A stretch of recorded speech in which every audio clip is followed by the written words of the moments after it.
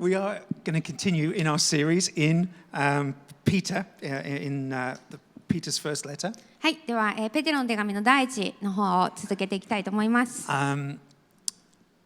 Yeah, we're in Peter's first letter, chapter 2. はい、第一ペテロの2章。We're reading verses 13 to 17. 今日は13節から17節をお読みします。What we'll do is we'll jump straight in. We'll jump straight into reading the passage. Thank you. はい、では、早速お読みします。人が立てたすべての制度に主のゆえに従いなさい。それが主権者である王であっても、あるいは悪を行う者を罰して善を行う者を褒めるために王から使わされた総督であっても従いなさい。善を行って愚かな者たちの無知な発言を封じることは神の御心だからです。自由な者として、しかもその自由を悪の言い訳にせず、神のしもべとして従いなさい。すべての人を敬い、兄弟たちを愛し、神を恐れ、王を敬いなさい。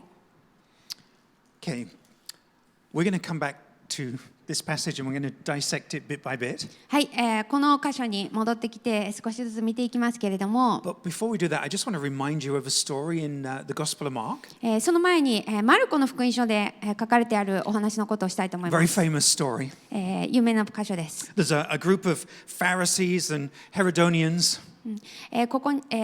そのシーンでは、パリサイ人とヘロデ島の人たちがいました。And they come to Jesus with a coin.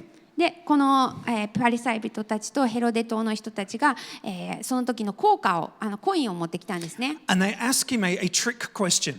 で、ちょっとトリックな、ちょっとはめ込もうとするような。Is it lawful to pay taxes to Caesar or not? 質問をするんですね。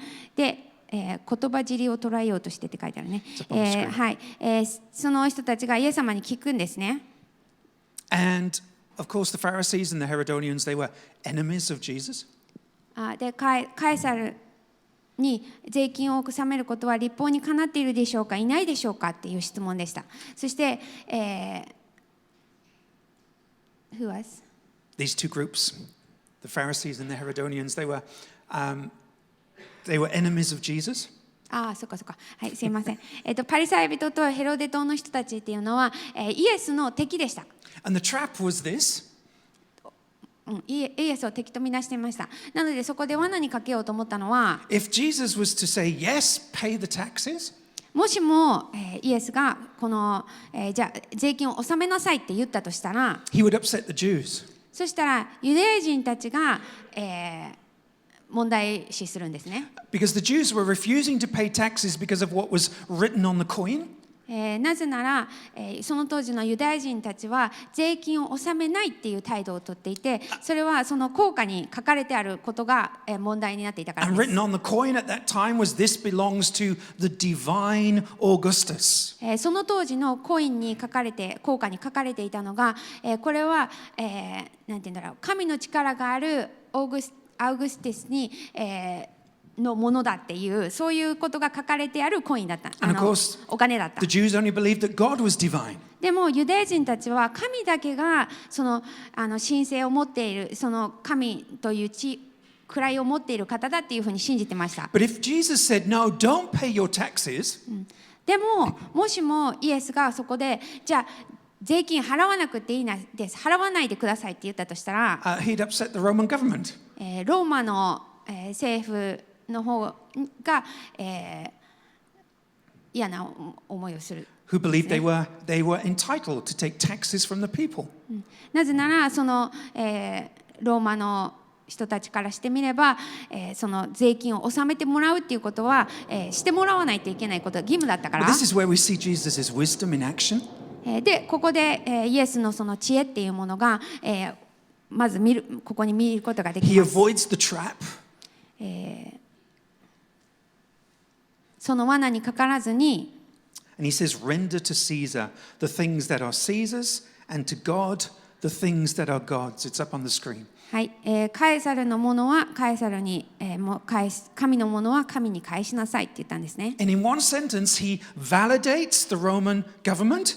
なので、その一つの言葉の中、一つの文章の中で、ローマの政府のことを良しとして、without dethroning God. そしてそのローマのことを良しとするんだけれども、神を、裏切る形ではない。And I share that story today because that's the tension you're going to see in this passage. で、このことを、今皆さんにお話ししたのは、このような、なんて言うんだろう、両極端な思いっていうのが、今日の、箇所にも見られるからです。In verse 13, Peter's going to call believers to be subject to human institutions. このペテロの手紙の方の2章の13節の方では、ペテロは人が立てたすべての制度に主の家に従いなさいっていうふうに進めてます。Submit to human institutions. なので、その人が立てた制度っていうものに従おうねと。And he knows this isn't easy. で、これは簡単ではないということをペテロも理解していました。So in verse 11 he says, Beloved, I urge you.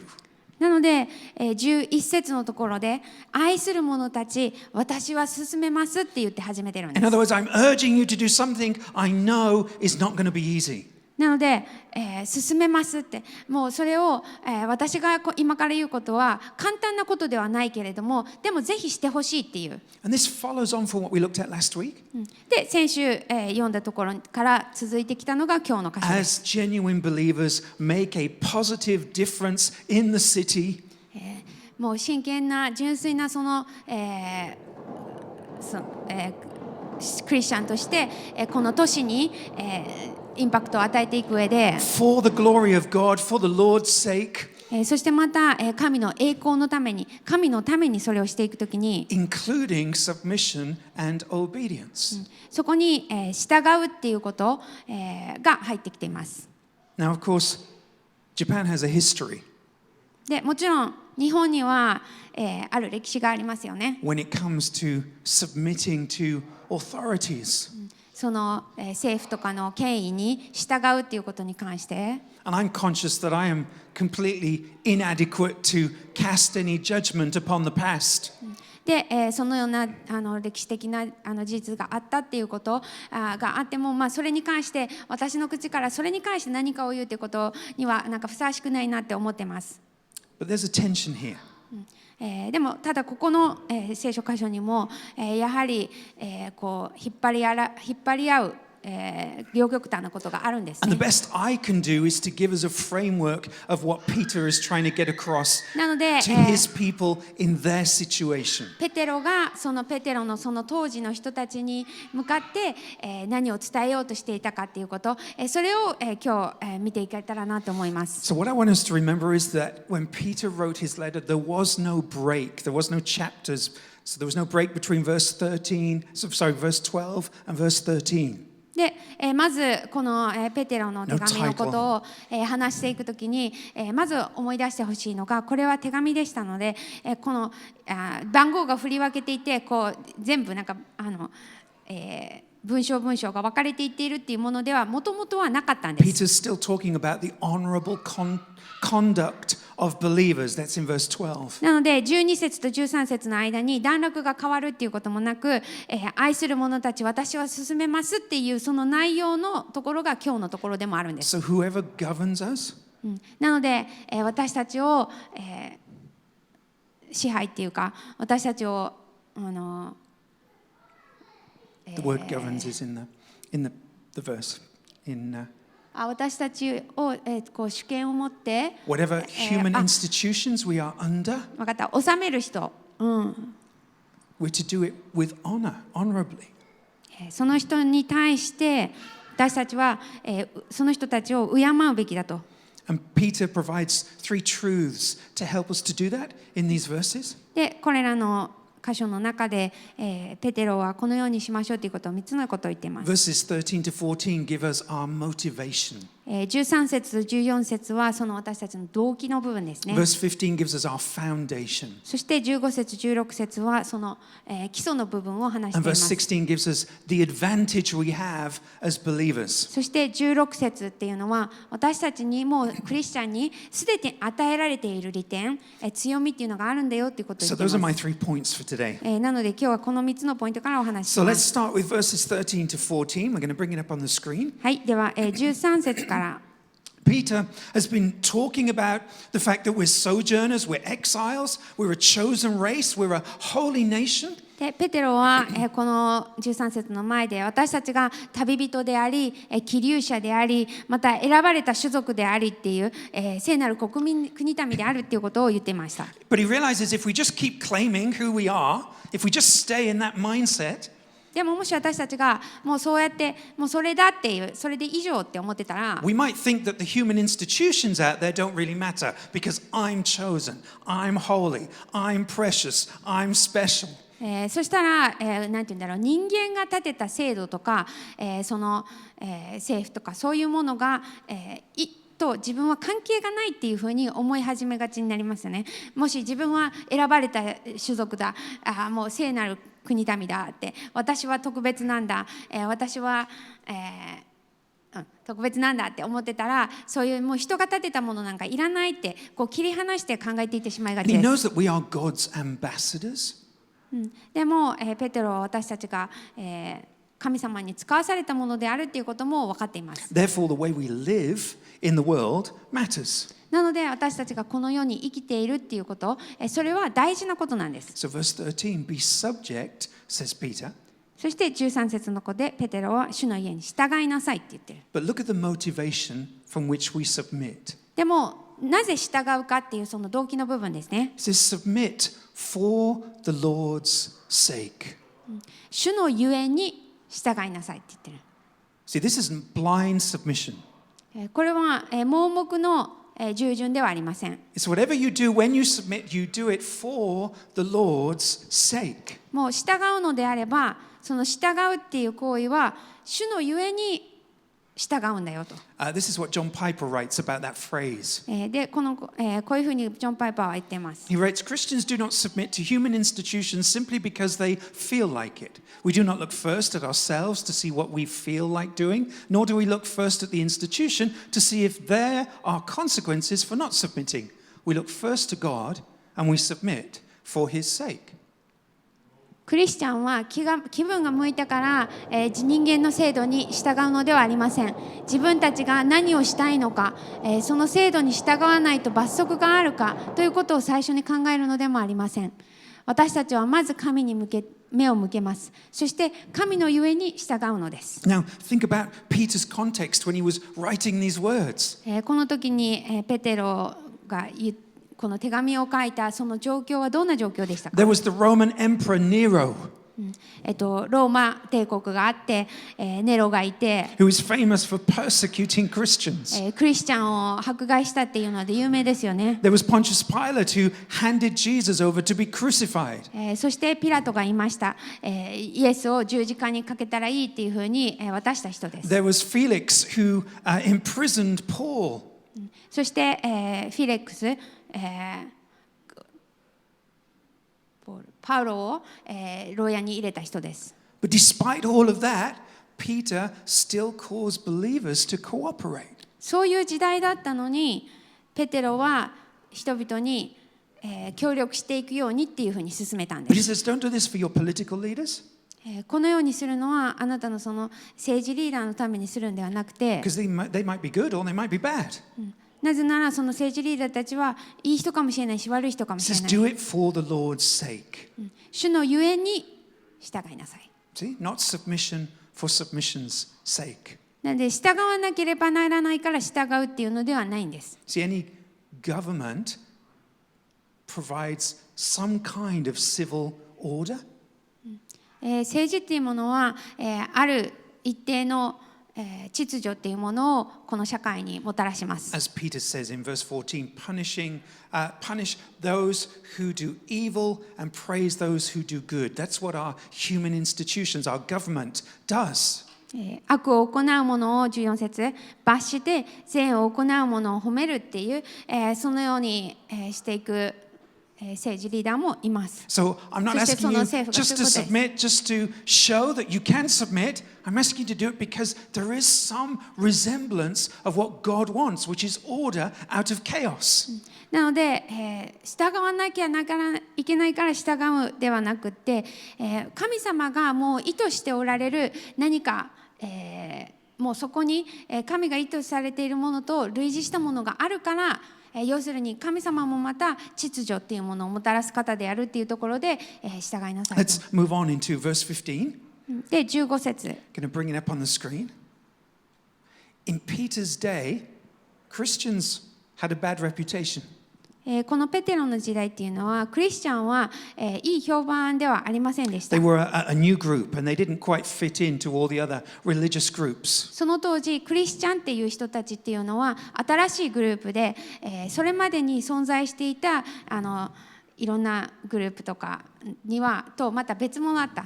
The rumors were that when the Christians gathered and took communion, they were actually eating human flesh together. でいろんなクリスチャンに関する噂話が流れていて、クリスチャンたちが集まってご飯を食べるときにはなんか人間の肉を食べているらしいとか、そういう噂もあったよう When で the す。 government ordered them to stop preaching, they carried on. そして、そのローマ帝国の方がもうこれ以上ねキリストのことを語ってはいけないっていうふうに命令した時も、語り続けました。 They were seen as a problem group. だからこの社会的に問題があるグループっていうふうに捉えられてました。 Something to be eradicated. どこか、反抗して、なんかThey needed to わー be ってやら dealt ないと with いけないみたい harshly. な。そして、罰をきつい罰、厳しい罰を与えなければならないっていうそういう対象がクリスチャ So ンでした。 Peter says, For this is the will of God, that by doing good you should put to silence the ignorance of foolish people. だからペテロは善を行って、愚かな者たちの無知な発言を封じることっていうのは神の御心であるっていうふうに言ってます。 He sees submission and doing good as a way of coming against this idea that Christians are damaging to society. なので従うっていうことであったりこの善を行うっていうことであったりっていうのは、このクリスチャンの人たちが社会に悪影響をもたらしているっていうことに対してできることでした。 There's all these kinds of rumors out there in the city. People think they know who you are. で、いつも、大きいというかもう街の中にはいろんな噂が溢れてます。そして人が勝手にあの人はああだこうだって言います。 Submit for the Lord's sake and surprise them. だからこそ主のゆえに従って、その人たちを驚かせなさいと。 And by doing good, you will silence the rumors. そして善を行っていくことによってその愚かな者たちの無知な発言っていうのを封じることができるって。 I'm not going to bring it up on the screen, but if you do a little survey of that phrase, doing good, でこの善を行うっていうことをちょっと調べていくと、you'll see again and again and again in Peter's letter, he keeps using it. By doing good, by doing good, by doing good. ペテロの手紙を読み続けていってもこの善を行ってとか良いことを行ってとか、そういう言葉がもうずっと何度も繰り返しこの手紙の中に出てくるんですね。 1 Peter chapter 2 verse 20. It's not going to come up on the screen. ペテロの2章の It says, if when you do good and suffer, for if you endure, this is a gracious thing in the sight of God. 善を行って苦しみを受けそれを耐え忍ぶならそれは神の御前に喜ばれることですっていうふうにもあります。 Or 1 Peter chapter 3 verse 6. そして、同じくペテロの第一の手紙の3章の6節では And you are Sarah's children if you do good and do not fear anything that is frightening. どんなことも恐れないで善を行うならあなた方はサラの子ですって。Chapter 3 verse 10. 3章の10節 Whoever desires to love life and see good days, let him turn away from evil and do good. 命を愛し幸せな日々を見ようと願う者は下に悪行を言わせず、そして善を行いなさいと。Chapter 3 verse 13. 3章の13節 Now how is there to harm how is there to harm you if you are who is there to harm you if you are zealous for what is good? もしあなたが良いことに対して熱心であるなら誰があなた方に害を加えることができるでしょう。Chapter 4 verse 19. 4章の19節 Therefore let those who suffer according to God's will entrust their souls to a faithful creator whilst doing good. ですから神の御心により苦しみにあっている人たちは善を行いつつ真実な創造者に自分の魂を委ねなさい。 Here's Peter talking to a group of people who are going through suffering and trials. ここでペテロが語っている相手っていうのは、いろいろな苦しみまた、困難試練を通っている人たちです。 And instead of him just asking them to cast out the devil and do a bit of spiritual warfare, でそのように苦しんでいる人にじゃあもう悪魔を追い出して、ちょっとなんていうんだろう霊的戦いをしたら he みたい says な the そ solution し is たら終わ to りだ get よっていうんじゃなく busy て、 doing good. ペテロが提案している、解決策っていうのは良い行いを善を行い続けるっていうことで We す。 submit not by doing the minimum good, でそれはもうちょびっとだけいいことをしてたらいいよっていうんじゃなく we て、 submit not by just keeping within the law, その決まりの中でちゃんとしとけばいいよっていう程度でもなく we て、 submit by an overflow of good deeds for our city. もう善をして行って、そしてそのもう良いことに良い行いにあふれて、そうやってしながら従っていきましょう。 Don't just go along with the world where you can. どこか、ちょっと一緒にやっていけるかなとかっていうところだけ社会に合わせていく Go っていうんじゃなく beyond the て、 world by doing good. もう良いことを行いながらもうそれを超えていきなさい。 We said this last time, the world is full of people who are busy taking what they can from the city. 先週も言いましたけれども、町の中には、その町から何が自分が得られるだろうかって考えている人の方がたくさんいます。 But God wants us to be people who give to the city because we don't need anything from the city. でもその町から自分が何かを得ないといけないっていうんじゃなくて、もう自分は十分に持ってるからいただいてるからだから与えたいと思う、そのように生きていくっていうことを、先週話しまし Let's た。 move on to verse 16. It's going to come up on the screen. はい、では、16節ですけれ It ども、 says, live as people who are free, not using your freedom as a cover-up for evil, but living as servants of God. 自由なものとして、しかもその自由を悪の言い訳にせず神のしもべとして従いなさい。 You see, here's our advantage as believers. 私たちの強み、利点っていうのはクリ We スチャ are ンです。 free. 私たちが自由であるっていうことです。 You know, we sing songs about this. 自由っていうことを口にしていろんな私たちは歌を歌いますよね。 We declare it to one another all the time. そしてお互いに私たち自由だよねっていうふうに、言い合います。 Galatians chapter 5:1 says, for freedom Christ has set us free. ガラテヤ人のところには私たちはその自由のために、解放されたっていうふうに書いています。 John 8 says, if the Son sets you free, you will be free indeed. ヨハネのところには、その、子が、そのキリストが自由にするならあなた方は本当に自由なのですとも書いていま But す。 sometimes our way of quoting that is very one-dimensional.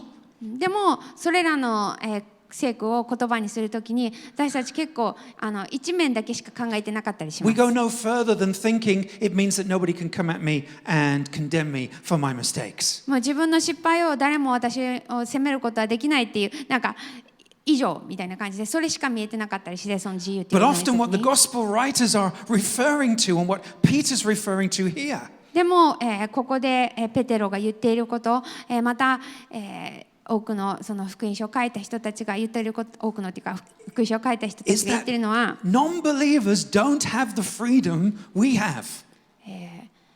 クリスチャンでない人たちは私たちが持っているような自由を持ってないんです。 They're still living for the approval and acceptance of one another.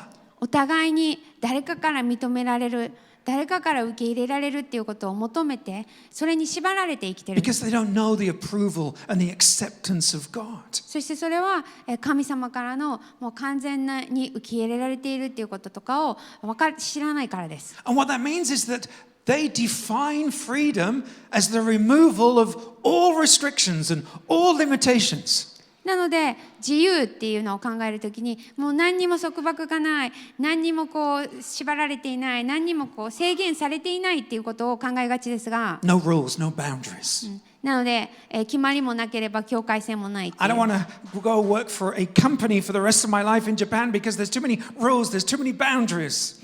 もう日本の会社に入ったらいっぱいなんか決まりがあって、なんていうんだろう、もうこれはあれどうのこうのっていうのが多すぎるから日本の会社では働きたくないとか。Freedom is working for a convenience store for 6 months, quitting my job and then spending my money on 6 months surfing. それは自由じゃないとか、自由っていうのはね、6ヶ月バイトしてお金を貯めて6ヶ月サーフィンに行く、そうやって私は自由に生きるんだっていうふうに、なんか自由っていうものをそういうふうに捉えがちです。You see, the freedom the world is seeking is actually false freedom. でもこの世が求めている自由っていうのはどこか偽りの自由です。 God designed us for a purpose. 神様は私たちを目的のために作られました。 And it's only as we live in that purpose that we are truly free. 私たちがその目的の中に生きているときに、私たちは初めて自由なんです。 Imagine a fish. 魚のことを考えてみてくださ The い。 fish is in the water, 魚って水の中を泳ぎますよね。 but every day the fish stops and he looks up outside the water. でも魚が、毎日水の上を見上げながら、 And he says, I hate being confined to the water. こんな水に制限されている生き方なんて嫌だって魚が言ったとしたら、 It's not fair. I feel restricted. こんなフェアじゃないよ、こんな制限されてるなんて I wanna おかしいじゃないか be free. って、もう自由になりたいんだって。 And the fish realizes it's never been outside on the land. で魚は陸地に上がったことがないなって思いながら、 So one day it decides, I'm going to go for it. である日もう行っちゃえって思うんです I'm going to burst out of the river. I'm going to go on the land and be free. もうこの水の制限から抜け出して、もうなんとか今日はもう岸に上がって自由に生きていくんだって。 And it jumps out of the river and lands on the bank. もうそこから水からピョンって出て陸地に上がって、 And 2 minutes later, it's flopping around. もう2分後にはもうパタパタパタパタしてますよね。 It's gasping for breath. もうなんか、ね、空気を吸いたいよみたいな。 And 5 minutes later, it's about to die. で5分後にはもう息絶える。 What freedom. そこにはどんな自由があったんでしょうか。 You see, the fish isn't designed for the land. 魚は陸地で生きるために作られてないんです。 And if you pick the fish up and put it back in the water, でもその魚をもう一回水に戻してあげたら、 eventually it'll flick its tail and suddenly it'll swim off. またね、尾びれをピタピタさせながら進んでいくというか泳いでいっちゃうと思います。 That's the environment it was created for. なぜなら魚はそこで生きるようにと作られてたから。 All the things the fish couldn't do on the land, it can do in the water. 魚が陸地ではできなかったことが、水の中ではできるんです。 God created us. 神様が私たちを作られたんです。 God put us in His wisdom in this world. 神様がその神様の知恵を持って私たちをこの世に置いてくださったん God です。 gave us the limitations of His word. そして、この、私たちにある意味制限があるんです。 And inside His commands, we are free to do all kinds of things we could never do outside of His commands. 神様の戒めの中で、その命令の中でだったら、私たちがその戒めの外でできないことが何でもできるんです。 You see, this is upside down to the world. It seems foolish to the world. これは、この世からしてみれば、なんていうんだろう、馬鹿らしいことかもしれませ But ん。 that's because the world doesn't know everyone is a slave to something. なぜならこの世は、その人たちがみんな自分は何かの奴隷になっているっていうことに気づいてないからです。 If we're not a slave to Christ, we're a slave to our flesh. もし私たちがキリストの奴隷なのでなければ、きっと何かの奴隷なんです。 And if we're slaves to our flesh, we're ruled by all kinds of things. そして私たちが肉の奴隷なのであれば、もういろんなものの奴隷に We're なってい ruled る by 可 our 能性があるんです。 circumstances, 自分の状況かもしれないですし、 by our bodily passions. By our bodily passions, our lust. そういうことね。自分の体の欲望、See? Lust. Okay? 情欲ですね。Fear of man.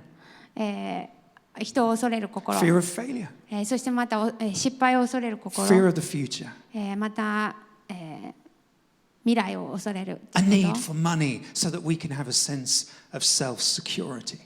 お金がないと、この安心して暮らせないとか。 You see, we're either a slave to all of those things or we're a slave to Christ. なのでそういうことの奴隷になっているか、キリストの奴隷か、どちらかなんです。 We want to help someone, but we also want the credit. We want to love someone, but we also want our needs met first. 私たちっていうのは誰かを助けたいって思うけれども、賞賛も欲しいと思います。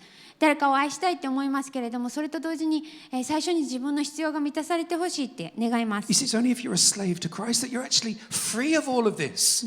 でもキリストにあって本当に私たちが自由な時にこれらのことから自由になれる And んで that's す。 the freedom that Peter and Paul write about. そしてそれをこのペテロやパウロが私たちに書いてくれたんで To す。 do good without needing credit for it. 何かをいいことをしてもそれに対してなんか認められる、 To それを認められる give 必要も without ない wanting し、 anything back in return. また何かを与えて何かもう返ってこなくても与え And る if。someone steals your shoes, give them your coat as well. 靴盗まれたらもうコートもあげたらいい。 And trust God to provide for all your needs. そしてすべての必要に神様がそのすべての必要を満たしてくださるっていうふうに信じていくんです。 Let's turn to verse 17. はい、では17節。This is the one we've all been waiting for.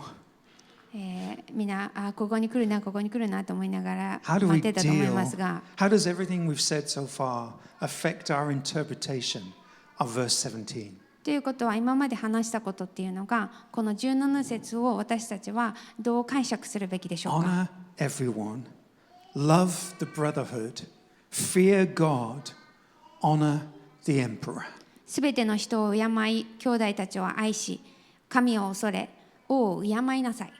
Okay, the English version says emperor, the Japanese version says king. そう英語ではエンペラーで天皇っていう天皇はエンペラーって訳されて、でも日本語は王でねキングって訳されてるんですよね、 Okay. ここね。 The Japanese version was written for the British and the British version was written for the Japanese. なので日本語版がイギリス人のために書かれてて英語版が日本人のために書かれてるみたいなちょっと反対ですね。 It's not clever planning on our part that, it's the emperor's birthday this week.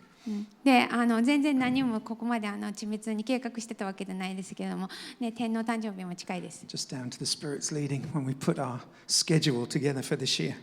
でもこの年間計画表メッセージのね立てた時に神様がそういうふうに置いたんですね。 So the emperor is to be shown respect.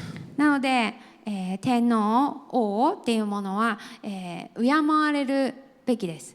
But look what comes first. でもまず何が先に来てるでしょうか。 Fear God. 神を恐れっていうのが来てます。 So the emperor is to be respected, but he's not to be feared. なので王は敬われるべきですが恐れられるべきではない。 We're only called to fear God. 私たちが恐れるべきだ、恐れるようにと、招かれているのは神だけです。 So if you're to stand before the emperor, the king, or the queen, or the president, なので、私たちが、天皇であったり、イギリスの王女様であったり、大統領であったり、そのような if 人 you're た to ちの前に立って stand before them like Jesus stood before Pontius Pilate, イエスが、ピラトの前に立ったように私たちもその人たちの前に立つのであれば、 and they ask you, are you afraid? Do you fear me? あなたは私を恐れるかって聞かれたとしたら What's your answer? 皆さんはどう答えますか？ It should be, I fear bringing dishonor to your maker and my maker. 答えはあなたを作られた方、私を作られた方、その方を私は恐れます。 It should be, I have a supreme king who is over you and over me. あなたを超えた、また私を超え、あなたの上にある、また私の上にあるその王を恐れます。 And I don't want to dishonor him because I fear him more than I fear you. そしてそのあなたを敬わないっていうことで、神に罪を犯すことを恐れるっていうことですね。Think of Peter's context. なので、このペテロが置かれていたこの手紙を書いた状況のことをまた思い出してください。 Fear God and not fear the emperor would probably have resulted in imprisonment. 神を恐れて、そして王を恐れないっていう、そのことによってきっと投獄される羽目になっていたと思いま He す。 wants his readers to understand that those in authority, they may have a lot of influence over your life. この治める立場にいる人たちっていうのは私たちに対してすごく大きな影響力を持っています。 But they don't have the ultimate authority over your life. でも私たちの人生に対するなんていうんだろう、究極的な主権っていうのは持ってないんです。 Because even death has lost its sting. なぜなら死でさえもその棘を失った。 Even you as a believer will be in paradise with your Savior. 私たちは皆、死んだとしてもこの救い主と一緒に、パラダイスにいるっていう。 Let's bring that back to our situation. では私たちの置かれているこのところに戻ってきましょう。 It's really easy to preach it. もうこういうことを、説教で話すっていうのはすごい簡単です。 Not so easy to live it. でもそれを生きていくっていうことはそんなに簡単ではありません。 Especially if it's you and I who are being threatened with torture or imprisonment. 特に、皆さんや私が、そうやって投獄されるとか、なんて言うんだろう、すごい痛めつけられるかもしれないっていう時には本当に簡単じゃないです。 It's easy to stand here and look back on the past and make a judgment and say, I would never do that. ここの今の時点に立って過去を見て私は絶対あんなことはしないだろうっていうことは簡単 But the です。 truth is you and I don't know how we will really react when it's our life and our families' lives that are threatened as a result of fearing God. でも、私たち本当は分かってないと思うんですね。ここに今の時代に生きている私たち、本当にそういう時代に生きてたとしたらその時に自分にまた自分の家族に何が起こるだろうか、神を恐れて生きたら何が起こるだろうかっていうことを考えたら、難しいっていう、私たちがどういうふうにな行動に出てたかって We いう can のは only 分からないで hope す。 we will do the right thing. もちろん正しいことをするっていうことを、期待したいです。 And 自 so 分に。 Peter does what he always does and he points us to the gospel. だから、ペテロは私たちをまた福音へと指し He 示しているんで points す。 his readers to Jesus' example. この手紙を読んでいる人たちにもイエス様の方を指し示しているんです。 Verse 23, a bit later on, he says, when he was reviled, Jesus, when he was reviled, when he did not revile in return, when he suffered, he did not threaten, but continued entrusting himself to him who judges justly. 23節、罵られても罵り返さず、苦しめられても脅すことをせず、正しく裁かれる方にお任せになったってキリストのことを書いています。 See, ultimately, all we can do is trust him who judges justly. なので結局のところは私たちはこの正しく裁かれる方に私たちは任せることができるん And で if す。 we're trusting his ultimate judgment, we can submit. もし私たちがその、究極的な主権者である神を信頼しているなら、従うことができるはずです。 Offer respect. We can love our enemies. そして敬うことができるでしょう。そして、敵を愛することができま He's す。 not providing a pathway out of suffering. ペテロはここで苦しみから逃れる道っていうのを見せているのではありま As せん。 if just submitting is a way of avoiding suffering. That's な not ん what か he's promoting. 従ったら苦しまなくていいよっていうそのために従いなさいって言ってるのではありません。 But when he calls us to honor everyone in verse 17, でも17節のところでここで全ての人を敬いっていうふうに言ってるとき、 he's asking us to honor people according to their role. 私たちがその人たちをその立場を敬うっていうことを言っています。 I'm going to invite the worship band up because this is where I'm going to close. ここで終わっていきますけれども、just a few verses before, he talks about the emperor as supreme, the governor as one who has been sent. で、その王とか天皇とか主権者とか主権者である王とか、王から使わされた総督とか、そういう人たちの名前が出てきてい So ま he's す。 saying our honor and our submission comes in response to the role, the position. なので私たちのその、敬うっていうことっていうのはその立場に対しての、尊敬です。So the emperor does not have a position, or the king does not have a position of fear in my life. So I don't worship him.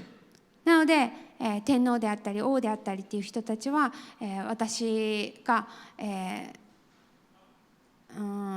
礼拝する対象ではありません。だから私は恐れません。But I can respect him. でも敬うことはできます。 But what about a murderer? でもでは殺人者だったらどうしますか？ I don't honor a murderer in the same way that I honor the Queen of England. その殺人を犯した人を同じように敬うかって言ったら、自分の国の女王さんを敬うようには敬わないと思い We ます。 honor a murderer by giving them a fair trial.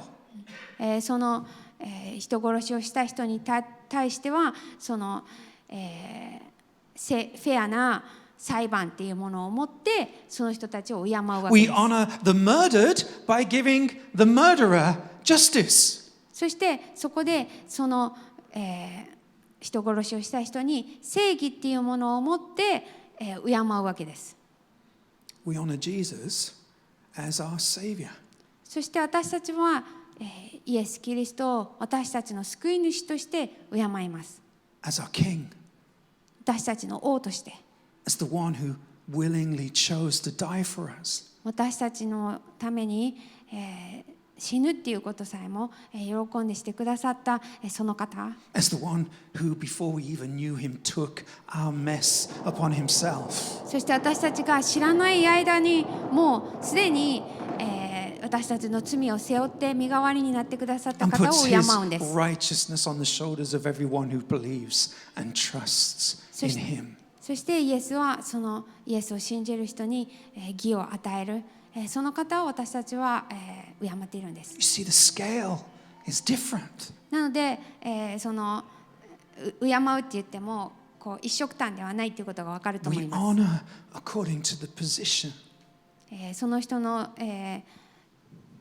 置かれたところによって、敬うっていう。 And because of that, in verse 17, Peter says, love the brotherhood. そして、その中でペテロは兄弟たちを愛しっていうことを言っています。 Love what brings you into the church. この愛っていうものが私たちをこの教会で結びつけてくれます。 Love the people who, because of your faith in the King, has made you now family. その王に対する Love the people that God has now put you in as family. 神様が私たちに The church. この教会に置いてくださった人たちを愛するんです。 Despite all the different authorities and human institutions that we are subject to. さまざまな制度であったり人間が作ったもののもとに私たちは生きています。 Whether they're for us and especially when they're against us. 私たちにとってそれがいい時もまたそれが私たちに反するものだったとしても Love the brotherhood. 兄弟を愛しましょう。 Have a special affection for the church. そして教会に対して特別な思いを持ちましょう。 Why? なぜでしょうか？ Because we're the chosen people. なぜなら私たち選ばれた民だからです。 The royal priesthood. 王である祭司だからです。 The ones who month after month gather around the communion table to honor the one true King. 毎月毎月本当の王様であるイエス・キリストのを囲んで生産式を共に持つそのような間柄だからです。